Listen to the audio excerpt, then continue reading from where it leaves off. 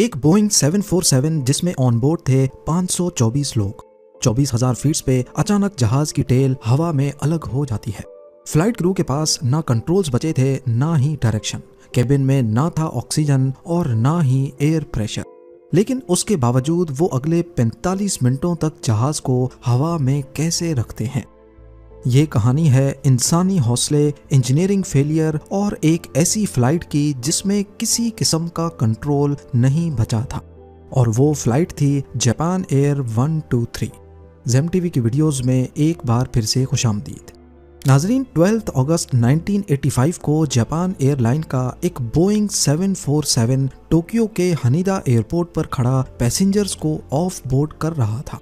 ठीक 1 घंटे के बाद इसे दोबारा से टेक ऑफ करके ओसाका जाना था। हजारों लोग रोजाना टोक्यो से ओसाका का सफर करते हैं, पर आज का दिन कुछ एक्स्ट्रा ही बिजी था क्योंकि जापानीज हॉलिडे सीजन ओबॉन के लिए लोग अपने अपने होम टाउन्स जा रहे थे।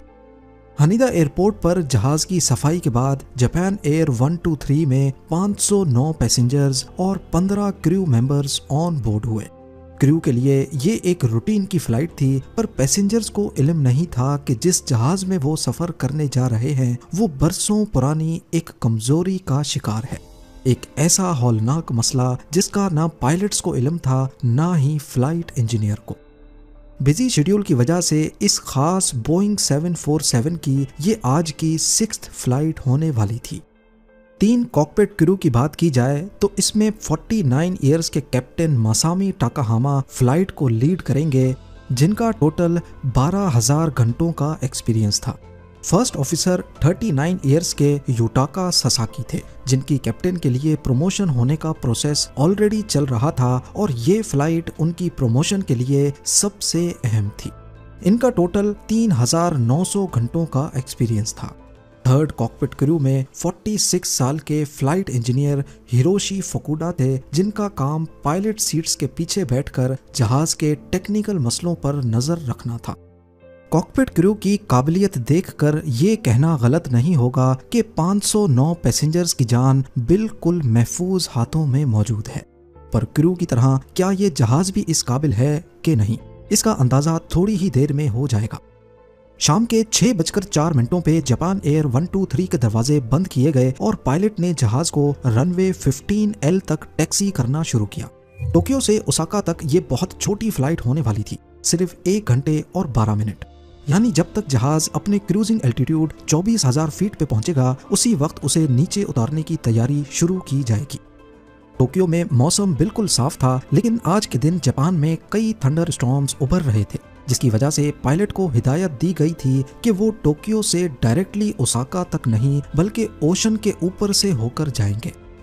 अब रनवे 15L पर जापान एयर 123 टेक ऑफ के लिए बिल्कुल तैयार थी। 6:12 पे कंट्रोल टावर से परमिशन मिलने के बाद पायलट ने जहाज के थ्रस्ट लिवर्स ऊपर किए और कामयाबी से टेक ऑफ कर गया। यहाँ तक जो कुछ भी हुआ वो बिल्कुल नॉर्मल था। पर टेक ऑफ के ठीक 12 मिनटों के बाद सगामी बे के ऊपर जहाज के अंदर एक पुरइसरार आवाज आती है और साथ ही सबसे पीछे टेल वाले हिस्से में एक सुराख हो जाता है।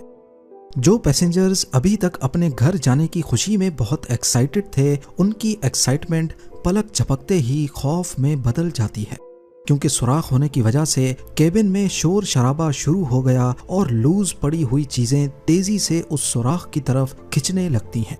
ये सब इतनी तेजी से हुआ कि ये आइडिया लगाना भी मुश्किल था कि आखिर हुआ क्या है। ये आवाज इतनी ज्यादा थी कि इसको कॉकपिट में भी सुना गया। कॉकपिट वॉइस रिकॉर्डर में ये आवाज कुछ इस तरह महसूस हुई।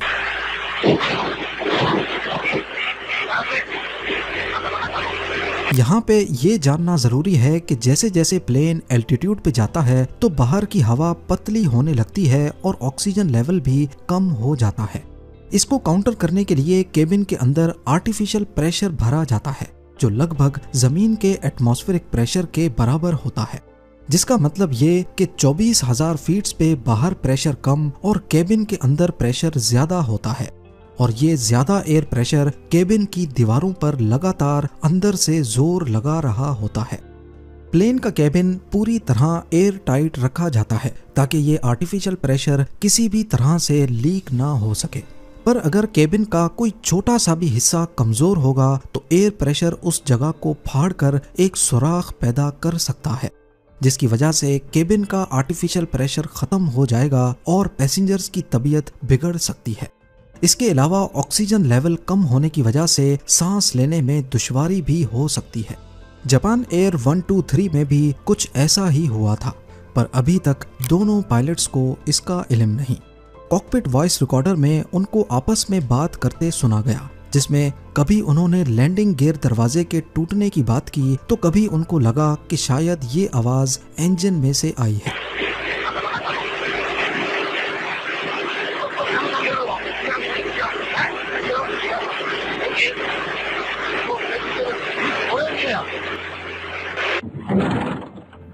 पर हकीकत ये थी कि फ्यूजलाज का सबसे पिछला हिस्सा जहाज से अलग हो चुका था और साथ ही वो रडर को भी ले उड़ा।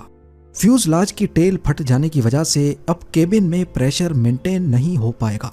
पर रडर जो टेल पर लगे इस हिस्से को कहते हैं, इसके अलग होने का मतलब है कि जहाज अब दोनों पायलट्स के कंट्रोल से बाहर जाने वाला है। रडर का काम जहाज की यॉ मूवमेंट को कंट्रोल करना होता है। कोई भी जहाज जब टर्न लेता है तो इस मूवमेंट को रोल मूवमेंट कहा जाता है। नोज अप या नोज डाउन करने की मूवमेंट को पिच कहते हैं, जबकि हॉरिजॉन्टली नोज की डायरेक्शन लेफ्ट राइट होने को यॉ मूवमेंट कहा जाता है। सिंपल अल्फाज में कहा जाए तो जापान एयर 123 करीब 24,000 फीट पे रडर ना होने की वजह से ना सही से टर्न कर पाएगी और ना ही लैंडिंग करते वक्त अपने आप को रनवे से अलाइन कर पाएगी। पर इससे भी ज्यादा खतरे की बात यह है कि दोनों पायलट्स को रडर निकल जाने की कोई खबर नहीं। जहाज अब पहले की तरह स्टेबल नहीं रहा और वो अपने आप लेफ्ट राइट झूलने लगता है, जिसको कंट्रोल करना ऑटो पायलट के बस की बात नहीं थी। नीचे जमीन पर एक शख्स ने जहाज की मूवमेंट को देखकर कुछ गड़बड़ महसूस की और एक फोटो खींच ली। इस फोटो में साफ साफ नजर आ रहा है कि रडर का हिस्सा टेल से गायब है। दोनों पायलट्स अभी तक कुछ समझते कि केबिन क्रू को अनाउंसमेंट करते सुना गया, जो पैसेंजर्स को अपनी सीट पर बेल्ट बांधकर बैठने की हिदायत दे रहे थे।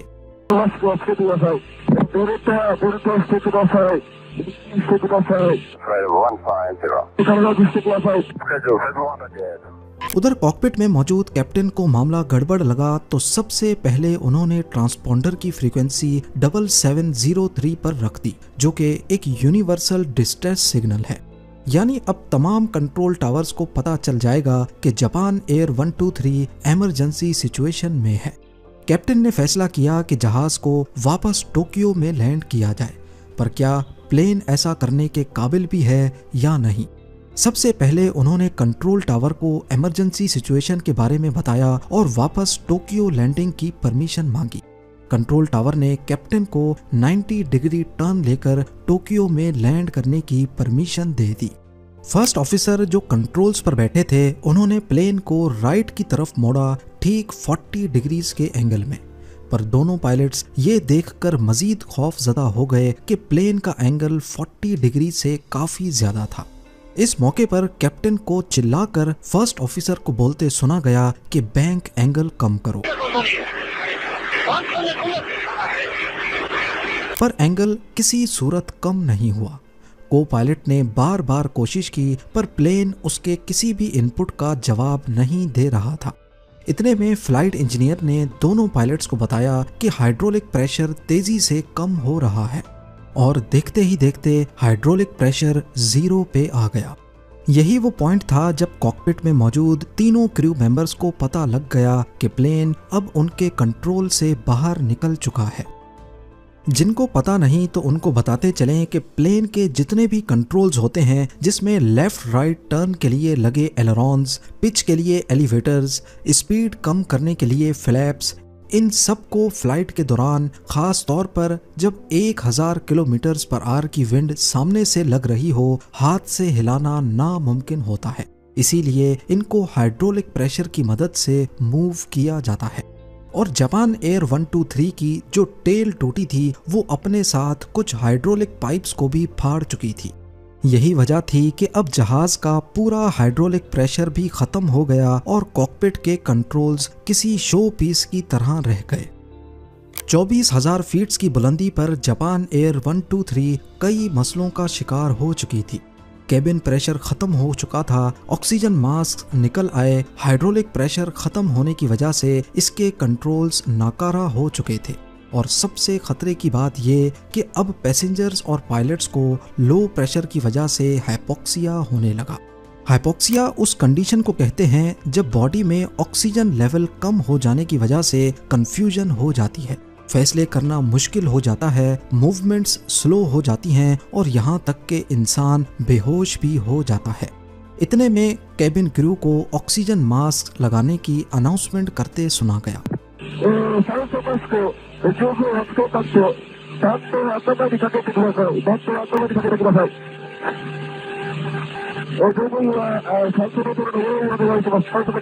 अब जापान एयर 123 बुरी तरह रोल मूवमेंट करके पैसेंजर्स को डरा रही थी। दोनों पायलट्स के पास अब सिर्फ एक ही चीज के कंट्रोल्स बचे थे और वो है इंजन के कंट्रोल्स। कैप्टन ने सिर्फ इंजन के कंट्रोल्स को इस्तेमाल करके प्लेन को रोल मूवमेंट से निकालने की कोशिश की। अगर जहाज को राइट टर्न करवाना है तो फिर लेफ्ट साइड के इंजन्स की पावर बढ़ानी होगी और अगर लेफ्ट टर्न कराना है तो राइट साइड के इंजन्स की पावर बढ़ानी होगी। इसी तरह रोल मूवमेंट में जब जहाज राइट की तरफ बैंक करेगा तो सिर्फ राइट इंजन्स की पावर एक खास वक्त तक बढ़ाकर उसे दोबारा सीधा किया जा सकता है। इसी तरीके को इस्तेमाल करते हुए पायलट्स ने जहाज की रोल मूवमेंट पर काफी हद तक काबू पा लिया। अब उनका मिशन सिर्फ एक ही था कि जहाज को जल्द अज जल्द टोक्यो एयरपोर्ट पर वापस लैंड करवाया जाए, पर उससे पहले जहाज को जमीन के करीब लाना होगा ताकि केबिन में प्रेशर बढ़ सके। इस काम के लिए वैसे तो एलिवेटर्स काम आते हैं जो अब हाइड्रोलिक प्रेशर ना होने की वजह से बेकार पड़े थे, लिहाजा कैप्टन ने लैंडिंग गियर डाउन करने का आइडिया दिया। लैंडिंग गियर जहाज में एक्स्ट्रा ड्रैग पैदा करता है जो स्पीड को कम कर सकता है, पर ये लैंडिंग गियर भी हाइड्रोलिक प्रेशर से ही खुलते हैं, लिहाजा कैप्टन ने लैंडिंग गियर को अपने ही वजन पर खोलने का इरादा किया और खुशकिस्मती से वो खुल भी गए। अब 6:45 पे जापान एयर 123 ओत्सुकी नामी शहर के ऊपर एक गोल चक्कर लगाता है और उसका एल्टीट्यूड 24,000 फीट से 13,500 फीट हो जाता है, जो कि पायलट्स की एक बड़ी कामयाबी थी। केबिन में प्रेशर और ऑक्सीजन दोनों बेहतर हो जाते हैं, पर खतरा अभी तक टला नहीं।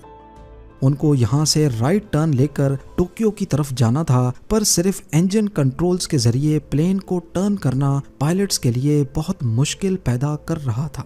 अगर वो इंजन का थ्रस्ट बढ़ाते तो प्लेन की नोज काफी ऊपर हो जाती, जिससे स्पीड भी कम हो रही थी, और अगर स्पीड ज्यादा कम हुई तो प्लेन स्टॉल करके जमीन पर गिर सकता है। ना चाहते हुए अब जहाज जापान के पहाड़ी इलाके में दाखिल हो गया। कम एल्टीट्यूड पर बिना कंट्रोल्स के जहाज को टोक्यो की तरफ मोड़ना एक इम्पॉसिबल टास्क लग रहा था। 6:48 पे कैप्टन को फर्स्ट ऑफिसर को ये बोलते सुना गया कि राइट टर्न करो, आगे पहाड़ है।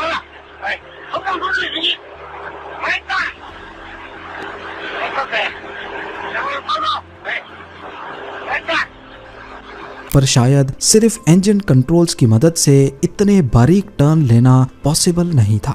इस वक्त कॉकपिट में तरह तरह के अलार्म्स बजते हुए भी सुने गए। ना चाहते हुए भी जहाज टोक्यो से बहुत दूर माउंटेन रेंज के ऊपर सिर्फ 6,800 फीट पे आ चुका था। कुछ ही मिनटों के बाद 6:54 PM पे कैप्टन की बौखलाहट उसकी आवाज से अच्छी तरह जाहिर हो रही थी, और फिर फाइनली 2 मिनट के बाद कॉकपिट में कुछ इस तरह की आवाजें रिकॉर्ड हुईं।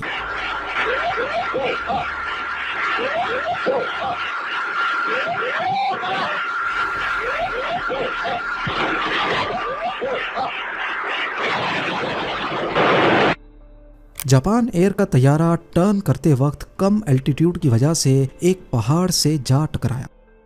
इस हादसे में सिर्फ 4 लोग जिंदा बच सके जो केबिन के सेंटर में लेफ्ट साइड पे बैठे थे।